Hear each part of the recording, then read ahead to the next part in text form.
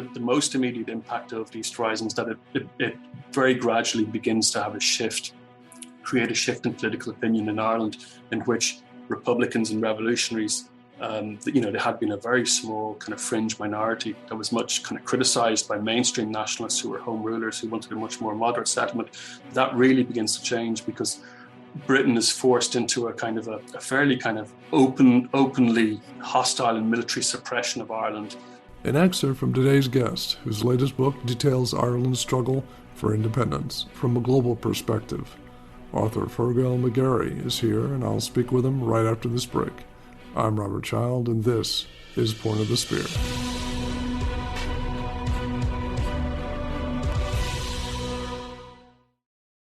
Welcome back. Today's guest is a professor of Irish history at Queen's University, Belfast. He's authored and edited many books, including The Rising, Ireland, Easter, 1916. His latest book is The Irish Revolution, A Global History, and from Belfast, Northern Ireland, author Fearghal McGarry joins us now. Fearghal, welcome to the show. Thanks for having me on, Rob. It's a real pleasure. And we have a number of listeners in Ireland, actually. So I'm really thankful to have you come on. This looks like a great book, and as we talked offline, I'm part Irish, so I have an interest in this. My first question was, Irish independence has been building for a long time, but building prior to the 1916 Easter Rising, when Republicans declared an Irish Republic. Do you believe that they did this? They took advantage of the fact that England's attention was drawn away towards Europe and World War I? Yeah, I think so. There's the organization that carried out the Easter Rising were called the Irish Republican Brotherhood, and they were a secret society, a sort of a conspiratorial society that actually went back to the mid-19th century. So they're actually one of the longer-lasting European secret societies. And their motto was England's difficulties, Ireland's opportunity. And so, I mean, if you look at it from the Republican perspective, you've really no chance of defeating an occupying power like Britain unless you can find a powerful ally. So it was kind of understood that it was only in time of war, and particularly in time of a kind of a big international war, that Republicans would, have a chance to level the field.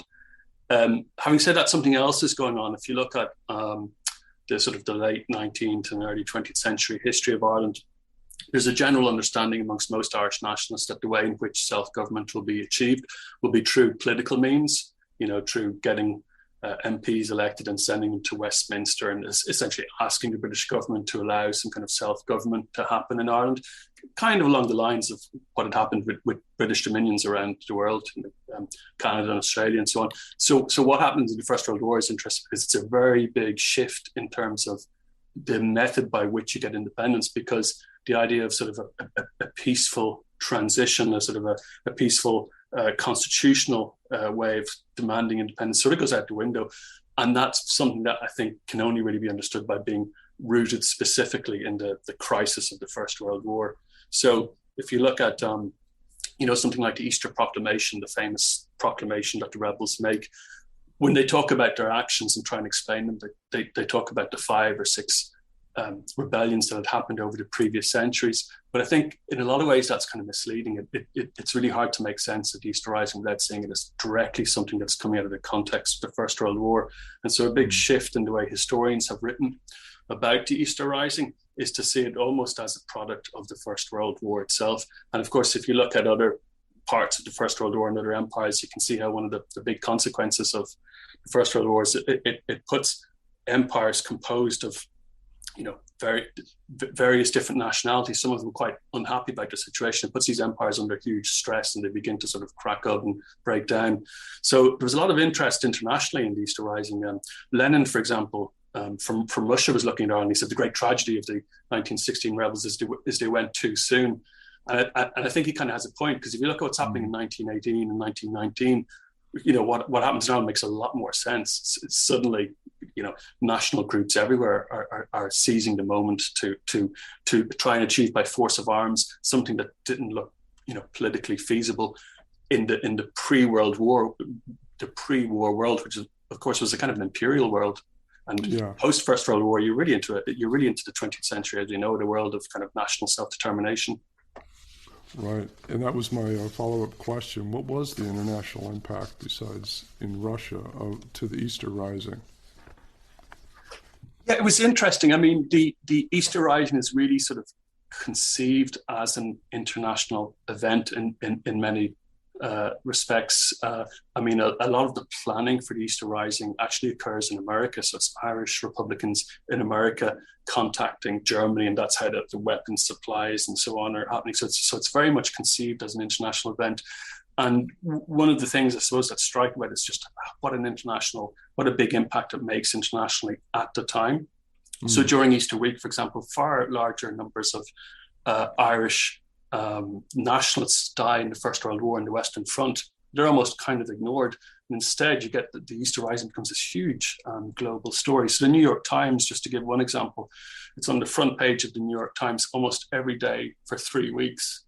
And I think that's partly because it's a really interesting kind of narrative. And it's very, very much actually as it was planned by some of the leading figures involved in the Easter Rising. Most notably Patrick Pearse. You're looking at people who were poets and cultural nationalist intellectuals. And they sort of conceived of the Easter Rising as this kind of propaganda of the deed, this kind of spectacular event that would grip not just the attention of people in Ireland, but global attention. And that's kind of what happens. So it's really interesting that it does have that kind of international resonance. And I suppose the most immediate impact of the Easter Rising is that it very gradually begins to have create a shift in political opinion in Ireland, in which Republicans and revolutionaries, they had been a very small kind of fringe minority that was much kind of criticized by mainstream nationalists who were home rulers who wanted a much more moderate settlement. That really begins to change because Britain is forced into a kind of a fairly kind of openly hostile and military suppression of Ireland. And that chimes with a growing kind of war weariness and war discontent. And so really Republicans become the anti-war movement. And by the time the war comes to an end, there's been a complete shift of kind of nationalist politics, in that the idea of home rule is seen kind of out of date, not sufficient, even something that's kind of tainted by compromise and something that's just pro-British. And by, December 1918, perhaps as we'll discuss, when the general election takes place, you can see that Irish opinion has completely, nationalist opinion anyway, has shifted from being constitutional nationalist to becoming essentially separatist. And of course, similar shifts are happening all across much of Europe at this time also.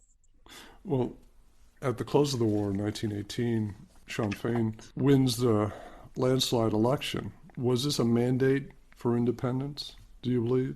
Yeah, it's a good question. People ask, was it a mandate for independence? I think it was. And people also ask, was it a mandate for the use of violence to achieve independence? And I think that's a little bit more difficult to answer. But if you look at the 1918 election manifesto from Sinn Féin, it's really interesting because they're very specific about how independence will be achieved. And they say that they will, first of all, if they get a majority within Ireland, which is of course part of the UK, they will proclaim independence in Ireland. And not just that, but they will set up a kind of a revolutionary assembly, Dáil Éireann, and actually set up a revolutionary government that will begin to construct a kind of a counter state throughout Ireland. But they also say that they're going to abstain from Westminster, obviously, which is part of that strategy. But they also have a more kind of a practical strategy, which is they say, if you give us what essentially is a mandate for independence, we'll take that mandate and we'll go to the Paris Peace Conference and we'll make the case for Irish independence there. So what's really interesting, I suppose, about the Sinn Féin election manifesto of 1918 was two things. Firstly, how outwardly looking it is, international strategy. It's really at the heart of how they're thinking about how we win independence. It's even at the heart of what they think independence is, which is independence is getting the international community to recognize that a republic has been established and that a republican government exists. So that's kind of quite striking. The other thing I think in retrospect, which is really interesting, because when the Dáil is established in January 1919 with this democratic mandate, that's seen as the beginning of the War of Independence. But if you look at the speeches and the documents from this time, it's clear that most Republicans think that the best chance of winning independence is actually through political and propaganda and even kind of revolutionary diplomatic means. So there isn't any sense that vote for us and we will begin another insurrection. In fact, on the contrary, a lot of Republicans, people like Michael Collins and so on, are kind of keen to assure people, look, the Easter Rising happened and it was noble and valiant and so on, but we're not going to go and do that again. We're looking for a political mandate. So that changes over the course of 1919. But I think sometimes we retrospectively we look back at the period and we think that somehow there's an automatic link between getting the sweeping political majority and then a guerrilla war just naturally taking place. But actually there's a period of about 6 months in which that gradual slide to violence takes place. And it's partly because of what happens in the Paris Peace Conference. I hope you're enjoying this episode. Next time we travel further back in time to ancient Rome with author Lindsay Powell to discuss his books on the time period. Well, remember, don't forget, people like Patton, were students of ancient history, and even Gattis, this is in Gattis, the current great general, is also a classical scholar. And in fact, one of the books he carries with him is actually Marcus Aurelius' Meditations. That's next time. Next time you're on YouTube, check out our Point of the Spear YouTube channel with bonus video material from the podcast plus full military history documentaries. There's tons to explore, and I hope you check it out. It wasn't brought up. Yeah, so on the one hand, you can see why Republicans are making the case that if they have a democratic majority for Republic in Ireland, it sort of gives them the right to independence. And in fact, their election campaign is kind of interesting because they've got lots of election leaflets with drawing attention to what's happening in Poland and Czechoslovakia and Yugoslavia and so on. And they're saying basically, these countries are what these countries are getting, we're asking for. But of course, the crucial difference between Ireland and these countries is that Ireland is part of an empire that hasn't lost the war, and it's clear to anybody, what's clear to everyone, that England, the US, and France in particular are going to draw up the peace war settlement in a way that suits their interests rather than the rhetoric of Woodrow Wilson, which is, of course is all about the right to national self-determination.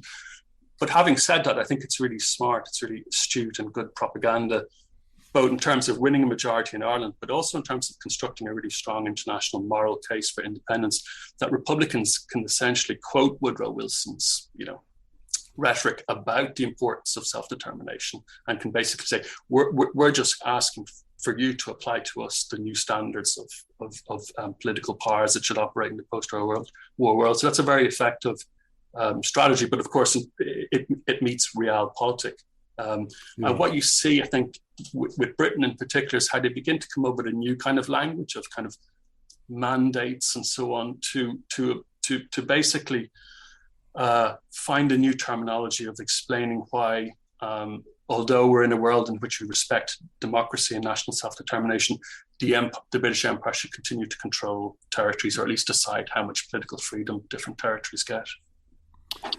And as a result of this, is this when the IRA began their campaign?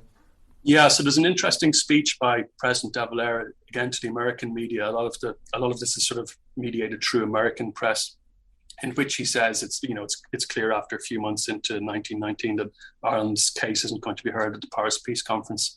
And De Valera says, well, if our reasonable political case for independence isn't heard, the only option remaining to us is violence. Now, I don't think that's the only reason why the shift to violence occurs. It was happening almost immediately, but it does. The closing off of the political route does explain why kind of more and more potential is invested in the military route.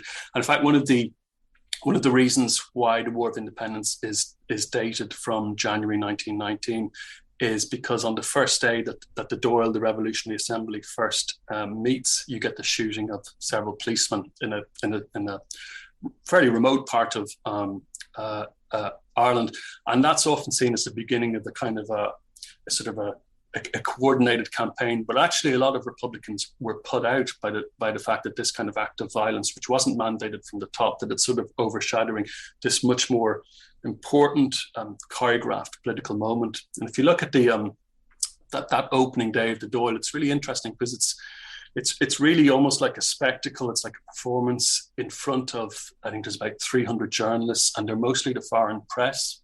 And you get the reading out of the Proclamation of Independence, but it's read out in French, in Irish, and then French, and then thirdly in English. So it's a kind of a propaganda performed internationally. So when that political route is closed down, you do have more and more of a slide to guerrilla war. But I think it's largely understood by most Republicans that the political and the propaganda dimensions will probably always be more important than the military, because there's no sense that the IRA have any ability to sort of push the British military presence out of Ireland. The strategy is more to continue to prolong the conflict and to create such a level of nuisance and bad publicity for the British government, and to mobilize such support abroad that it basically puts Britain increasingly under pressure.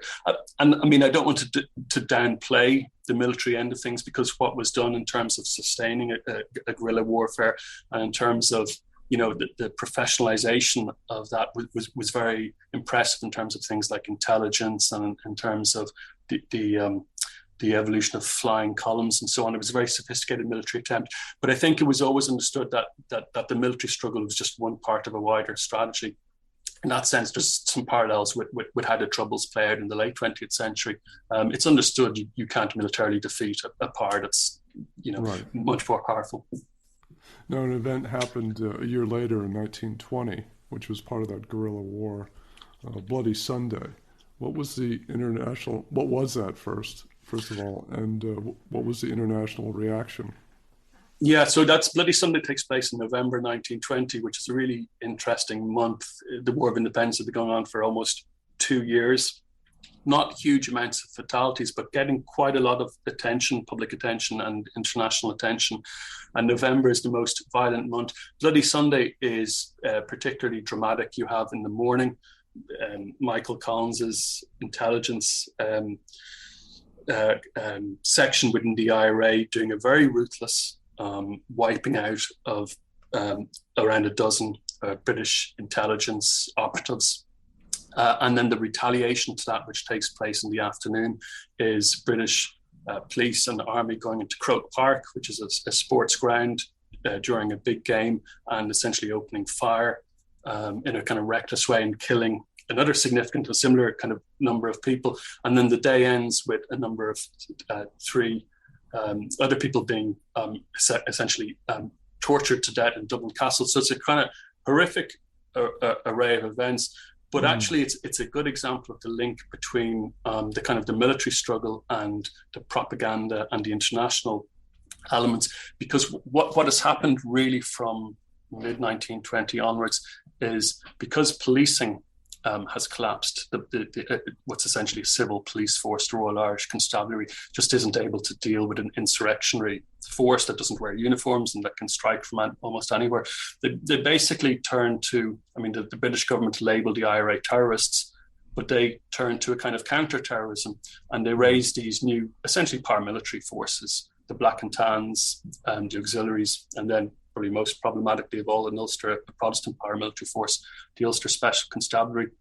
And essentially the strategy that these forces engage in is very kind of brutal. They engage in what are called reprisals, and that's essentially where a policeman or a soldier is shot.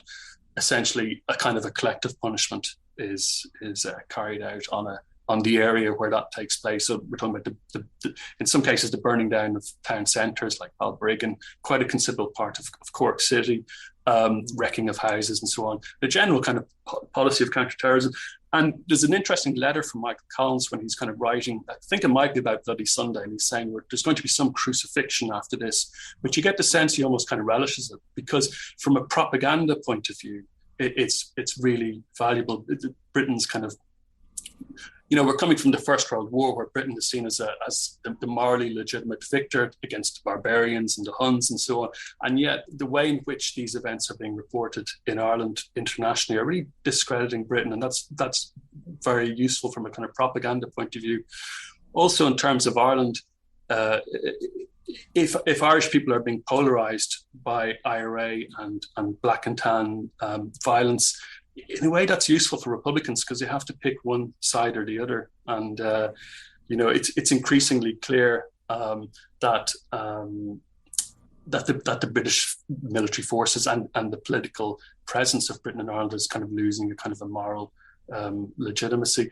So again, these probably aren't new problems, but I think they become this kind of conflict, a kind of a anti-imperial insurrection. There wasn't that much experience of it in the 20th century. It became very familiar after the Second World War, and the outcomes of these conflicts become very familiar. It's very hard as an occupying force to completely eliminate a kind of a well-organized anti-imperial or anti-colonial force. But a lot of this hadn't really happened before, and so in some ways it's quite distinctive what's happening in Ireland. This combination of the military and the political and the propaganda. Now, looking back on it, what did the Republicans accomplish, and how was this new? I think we talked about that. It's new, and it's a new kind of warfare. Yeah, so I mean, you had seen guerrilla warfare, before. Aspects of the American Civil War, involved quite irregular forms of conflict, and perhaps a closer example would be the Boers in the South African wars of the early 20th century, in which you had, basically farmers with rifles and horses who could, inflict quite a bit of pain on the British army. But I think what's unique about what's happening in Ireland, certainly distinctive anyway, is this combination of a kind of a political claim to legitimacy using a democratic mandate and setting up a Republican government, the sophistication of that claim to sovereignty and to legitimacy by, for example, sending revolutionary diplomats to set up embassies around the world. President De Valera, for example, spends most of the War of Independence actually in America, where he kind of essentially poses as the president of Ireland. Enormous crowds of people, particularly Irish people in America, come to see him. So you've got this incredibly sophisticated political campaign. Then you also have a very sophisticated propaganda campaign. So the Irish government, revolutionary government that's set up, in practice, it doesn't do that much. But one of the things which it's really good at is Department of Publicity or Department of Propaganda. So, for example, they put out a newsletter reporting in quite factual terms what's happening in Ireland, particularly the British kind of outrages, and that's being picked up, by newspapers around the world. So you have this combination of politics, propaganda, guerrilla warfare, and then an actual claim to kind of political sovereignty. And I think, again, as I was mentioning earlier, this becomes quite familiar to us post Second World War. This is kind of how a lot of anti-imperial or anti-colonial revolutionary fronts operate. But I think it's quite distinctive in this time period. Now, looking back on it as well, how did the conflict end? And has it ended? Yeah, it just occurs to me, Rob, I didn't answer the second part of your question, which is very germane to that, which is, did Republicans win, or what did they achieve? And this is a kind of a glass half full, glass half empty sort of situation here. And it relates to, there was a civil war between the IRA immediately after the treaty, which brought the War of Independence to an end. So essentially, the War of Independence is brought to an end by two different measures. One, which takes place in 1920 while the war is still going on, is to partition Ireland. So essentially, the British government take the decision to take off a big chunk of northeast Ulster, partition it, and to create a Northern Irish state, which will be under unionist political rule. And once you take unionists out of the equation, that then makes it a little bit more difficult for the British government to come to terms with Irish Republicans throughout the rest of the country. So that's the second phase of the political settlement, which happens in 1921, and that's the Anglo-Irish Treaty. And what the treaty does is it sets up what's known as the Irish Free State, which is not a republic. Crucially, it's not fully independent. It's a part of the British Empire. It's a dominion. And as far as many Republicans are concerned, that is not what they fought for. They fought for a republic. They fought for complete independence. And as part of the treaty, they have to, for example, swear an oath of allegiance to the British Crown. They're forced to remain a part of the British Empire. And so one part of the Republican movement, led by Michael Collins and Arthur Griffith, basically says, this is enough. We can take this deal. It gets the British soldiers out of Ireland. It gives us our own government. It gives us our own parliament. It gives us our own police force and army. And we can build on this to achieve full independence. And of course, in hindsight, they were correct, but this couldn't be known at the time. The anti-treaty section of the IRA basically said, well, in all our history, we've never before accepted submission into the empire. to do that would be not just kind of politically a mistake, but kind of essentially immoral, and it would lock us permanently into the empire. And of course, time has shown that they were wrong, because the empire, and this is where maybe the international context comes in again, right at this post-war moment, the British Empire is turning into a new entity, the British Commonwealth. So instead of basically this London-ruled empire, it's becoming a much less hierarchical, more democratic structure. And by the 1930s, it's clear that essentially, if Dominions want to leave the Commonwealth, they can do so. But because of the uncertainties at the time, essentially there was a civil war, and that was won by the pro-treaty faction. And that led to Irish Free State, which then did evolve to independence. So in terms of how that's remembered, it's interesting. We've been going through a decade of centenaries here in Ireland, remembering things like the Easter Rising and so on. And it was always known that the most difficult anniversaries would come towards the end of that decade. And I think the two most difficult issues, a lot of people thought the Civil War would be difficult, and there may well be. That's coming down the line this summer. But the two most difficult issues in terms of kind of commemoration, and commemoration generally it's been done pretty well, even though we're in fraught political times with what's going on in Brexit and so on. But the difficult issues have been commemoration of partition. The Irish government and Irish nationalists could commemorate the First World War, nationalists and unionists fighting together in the Western Front. They could even commemorate, aspects of British war service without much difficulty. But commemoration of partition, it was much more difficult, because in a sense it involves maybe giving a degree of legitimacy to the partition settlement. And so you had a controversy over that when the Irish president refused to attend a ceremony commemorating partition. The other issue which has caused a lot of difficulty with commemoration is actually commemoration of the police force that I was talking about, the Royal Irish Constabulary. So there was an initial attempt to commemorate the Royal Irish Constabulary in the same way that it had been possible to commemorate, for example, Irish people who fought in the First World War, or even police or soldiers who fought in 1916. And there was a big public backlash against the idea of commemorating the RIC, because essentially it meant commemorating forces like the Black and Tans and the auxiliaries. And that caused quite a degree of controversy and embarrassment, and that commemoration actually didn't go ahead from in terms of a formal commemoration by the government, although a more kind of private ceremony has recently taken place. I suppose the big elephant in the room here in terms of commemorating this period is how Brexit has put back into play issues which seem to belong to history. And of course, the most obvious of those issues is the Irish border itself. With EU membership, the importance and significance of the border had essentially dissolved. And now, remarkably, pretty much 100 years after the border first came into place, customs posts are back as a subject of contestation, and the border has become a living entity. So it's extremely unfortunate timing, but an interesting issue for the historians to think about and analyze. The book is called The Irish Revolution: A Global History. Fearghal, thank you so much for coming on the show this morning. It was fascinating. Great. Thanks for having me, Rob. That's it for this episode. Thanks again for joining me. Next time, we travel further back in time to ancient Rome with author Lindsay Powell to discuss his books on the time period. Well, remember, don't forget, people like Patton, were students of ancient history, and even Gattis. This is in Gattis that the current great general is also a classical scholar, and in fact, one of the books he carries with him is actually Marcus Aurelius' Meditations. That's next time, and be sure to check out our Point of the Spear YouTube channel with bonus video material plus full military history documentaries. There's tons to explore, and I hope you check it out. I'm Robert Child, and this has been Point of the Spear. Music licensed from audioblocks.com. Point of the Spear is produced by RSC Media Group.